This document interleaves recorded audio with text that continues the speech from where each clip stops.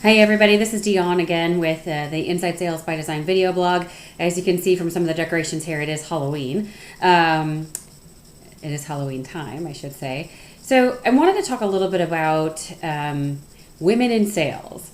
And I was at the AISP event in Unite, and I was fortunate enough to be on a panel with three other really quality individuals. And we were talking about developing tomorrow's sales leaders. And the question came up about women in sales. And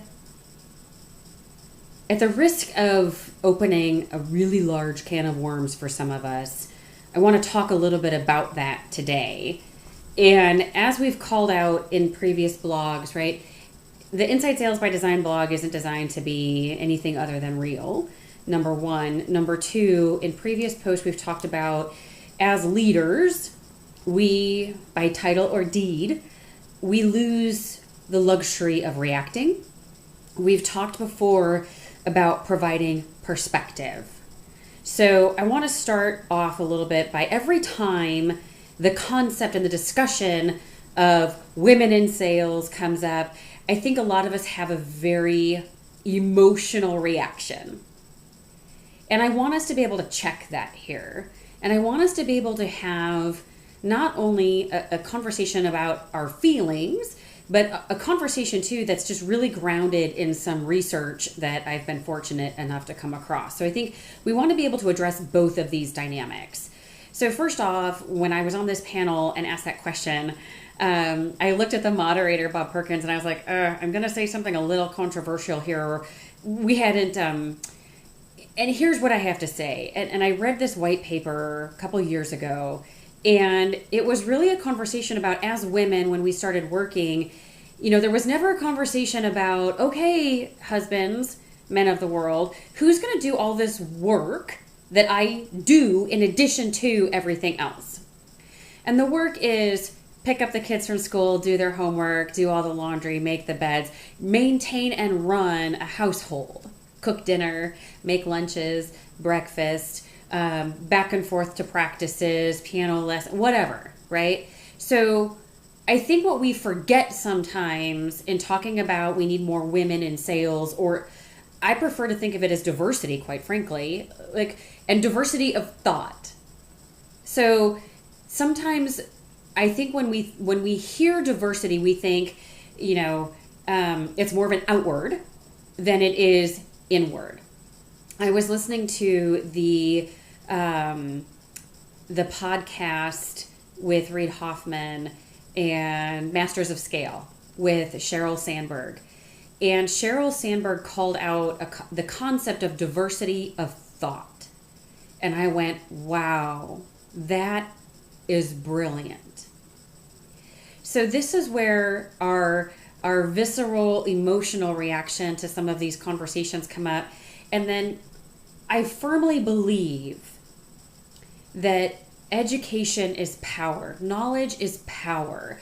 So the more we figure out, gosh, what is causing my reaction, the more I can gain knowledge on that to figure out how to have that emotion work for me. Does that make sense?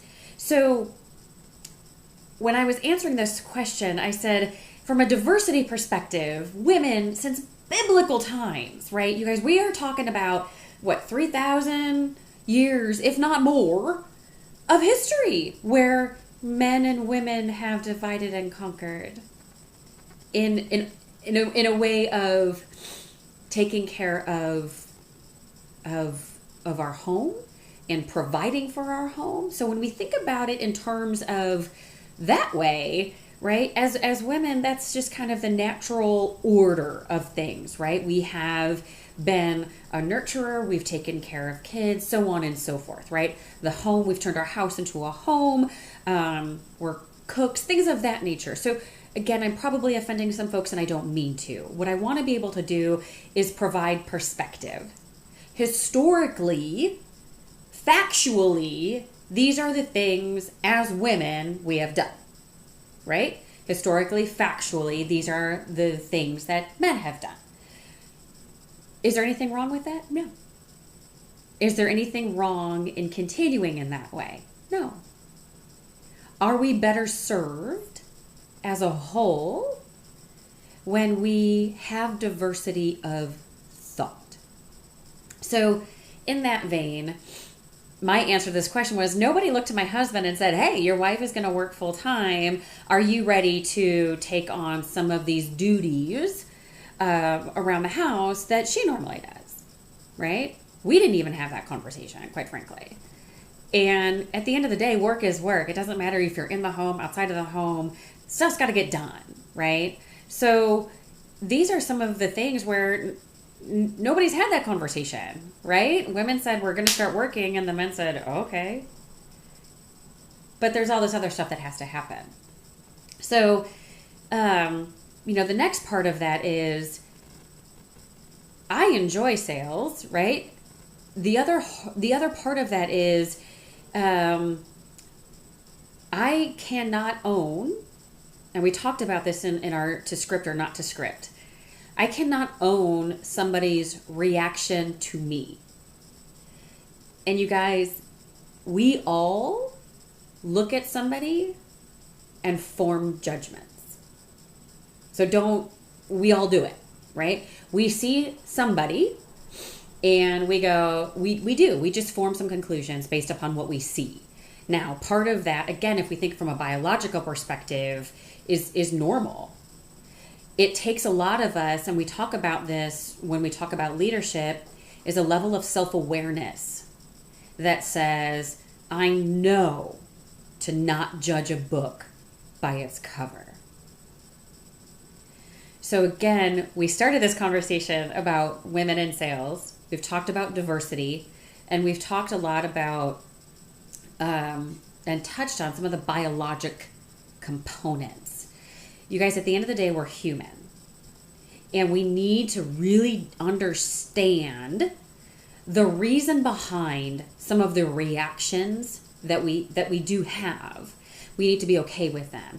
Then we need to educate ourselves and get some knowledge around our reaction so that we can be better than our emotions, quite frankly. Okay? We need to understand that, yeah, you know what? I probably am going to be human. And as much as I hate to admit it, I potentially might judge a book by its cover. I might look at somebody and form some opinions, right? We need to be mature enough to understand that, one, that's probably going to happen. Two, we need to check ourselves and go, how am I going to condition myself beyond this? Because in this research I'm going to share with you from MRG calls out because people tend to have unconscious biases about how leaders should behave. People who do not fit these descriptions are often undervalued as leaders. Research, folks, right? We talk about speaking truth and kindness. Truth is not our emotions. Our emotions lie. Our emotions say, I feel good, I'm going to go shopping. And I buy something on credit that maybe I shouldn't. Our emotions lie, folks. So this is where we need to make sure we are grounding ourselves in truth, right? There was a post on LinkedIn about a woman who was in sales, and she was being written up because she wasn't this extrovert, outgoing, rah type. Her numbers were fine. And there was definite outrage on that post that said, you should go find a job. And there were some folks that basically said, come work for me. So because whether we say leaders, now let's take this quote and substitute sales, because people tend to have unconscious biases about how salespeople should behave, people who do not fit these descriptions are often undervalued as leaders. Ouch. So in the post, our number one duty as leaders, I called out giving everybody perspective and a North Star. And this is a tough topic. And I want to pause a minute to say there are situations that go beyond somebody going, you know what, that person doesn't fit, them out, right? Or this person doesn't fit our culture, so we're not going to dig deeper and hire them, right? There are situations that are certainly more serious than that. That's not what I'm talking about here. What I'm talking about here are the less serious. Not to say that they aren't, right? Because we need to be very careful that we don't surround ourselves with folks that look like us, think like us, talk like us, act like us. And that's hard. That is hard. Because it makes us uncomfortable. So for us, the question of where are the women in sales, we're right here. We always have been. But if you write a jackwagon job description that talks about sales assassins, I'm sorry, I don't want to be an assassin. I would like to help people. So at the end of the day, the perspective is I believe, as a female, that sales is about helping people make good choices, make good decisions, right? The numbers I achieve are a result of that belief. So the challenge we all face is, how do we grow and mature past our biases? How do we move from an emotional reaction to a thoughtful, well-educated response that is inclusive, that isn't divisive? And that is a challenge that we all face.